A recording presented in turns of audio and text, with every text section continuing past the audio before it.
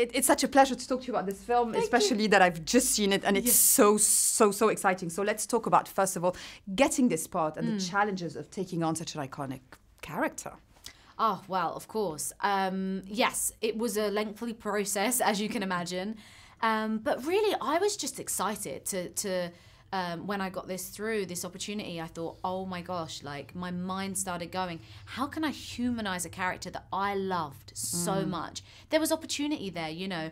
We're not redoing something that was already a live action, we're adapting something.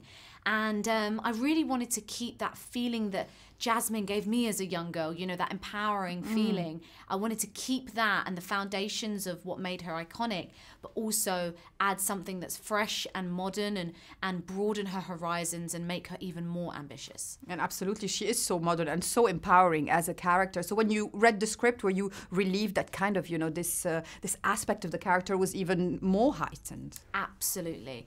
What I loved was the fact that, you know, in the original movie, yes, she is fighting, you know, to marry who she wants to marry. But in our movie, it's even more than that. She's looking outside herself. She's fighting for she's fighting for the freedom of her people. At the beginning of the movie, her objective is to lead. How awesome is that? Like she feels it. That, yeah, she knows that she has the stuff and she is smart enough and she's been studying and she's like, I know I can do this, and she actually cares about the people. So for me, I think it's great to see a Disney heroine who is really pushing that narrative forward, which is really exciting. Yes, and very inspiring to watch. I have to say it was really amazing. Thank you. Let's talk about the themes of the film. For me, it's about, you know, it's about friendship, it's about greed, it's about finding your identity. So many things to talk about. What was it mostly for you? For me, I think it's about self-acceptance. I think that what's great is that Aladdin, he goes on this journey of accepting that he is enough, which is actually, you know, parallels Jasmine. She realizes at that point, no, I am enough and I do have a voice. And I think that there's a beautiful kind of parallel to their journeys, and everyone goes on that journey themselves. Even the genie has his journey of that.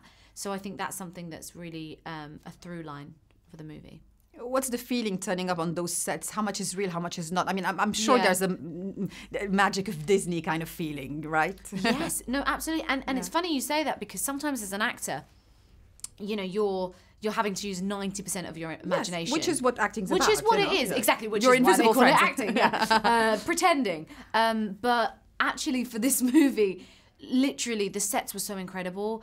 You know, they built the city of Agrabah, and that throne room was, you know, so really honestly, there was not much in imagination. It truly was magical. You felt like you were there.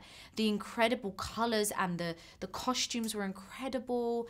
And there's something about being in that costume as well that just gets you into the mode. It's the non-breathing. It's the not breathing, literally. Well, some of those costumes were, but I actually think that what was interesting, and me and Michael Wilkinson spoke about it, is I was like, I didn't just want it to be, you know, restrictive for restrictive sake. I felt like it needed to be a part of the story. And when you see that she is restricted, it's a metaphor for how she's kind of feeling trapped. And then she does get more free with those purple harem pants were just amazing. Oh, they were so comfortable. And that was really important for me. In those moments, she had to be able to move and she had to be able to be active. Absolutely, because she starts, you know, dancing, and you know, we don't want to put, you know, give away too much, but you know, she does start a little bit of movement. Let's talk about the singing and the dancing, and how much of a challenge is that? Is that the most natural thing for you, or acting is more?